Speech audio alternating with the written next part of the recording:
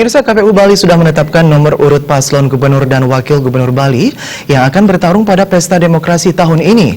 Pasangan Wayan Koster Cooke Arta Ardana Sukawati KBS Aceh mendapatkan nomor urut 1, sedangkan pasangan Ide Bagus Rai Dharma Wijaya Mantra Iketut Sudikerta atau yang lebih dikenal Mantra Kerta mendapatkan nomor urut 2.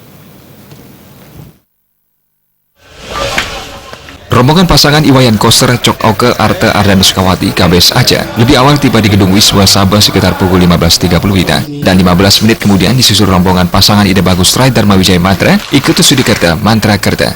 Masing-masing ketua tim pemenangan terlebih dahulu mengambil undian abjad untuk menentukan siapa lebih dahulu mengambil nomor undian. Ketua tim pemenangan Mantra Kerta Gede Ngurawi Didana mendapatkan abjad A sehingga mendapat giliran lebih dulu. Sementara ketua tim pemenangan KBS Aceh Inyoman Giri Praste mendapatkan abjad B. Suasana nampak menegangkan ketika kedua paslon sama-sama membuka undian nomor urut. Pasangan KBS Aceh mendapatkan nomor urut 1 dan pasangan Mantra Kerta mendapatkan nomor urut 2. Suasana mendadak menjadi ramai karena masing-masing pendukung meneriakan yel-yel kemenangan saling bersahutan. Ketua KPU Bali Idewa KD Wiyarsara Kesandi mengatakan setelah melaksanakan pengundian nomor urut pasangan calon, selanjutnya pada tanggal 15 Februari akan melaksanakan doa bersama dengan mengundang semua majelis umat agama yang ada di Bali, termasuk kedua pasangan calon dan Bawaslu.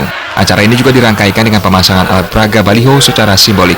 Pada tanggal 18 diadakan deklarasi kampanye damai dalam rangka Pilkada Serentak 2018. Masa kampanye akan dimulai efektif dari tanggal 15 Februari sampai 23 Juni 2018. Raka Sandi berharap pilkada ini berlangsung demokratis dan mendapat respon positif dari pemilih Bali.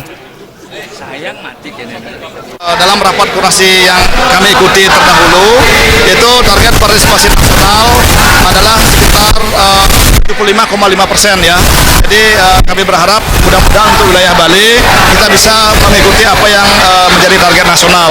Nah, nanti dalam perkembangannya tentu kami akan berupaya ya, baik dari jajaran KPU, jajaran Bawaslu selaku penyelenggara dan semua pihak bagaimana ya Pilkada 2018 ini nanti betul-betul ya berlangsung demokratis dan kemudian mendapat respon yang positif dari pemilih yang salah satu indikatornya adalah tingkat partisipasi nanti. Raka Sandi menambahkan pihaknya sudah menyusun titik-titik tempat pemasangan alat peraga, baik dalam bentuk baliho yang dipasang KPU sendiri maupun yang dipasang tim pasangan calon masing-masing. Rapat pleno KPU juga dihadiri Gubernur Bali Imade Mangkupastika dan Ketua DPRD Bali Inyoman Adi Wiryatama. Artaya Bali TV.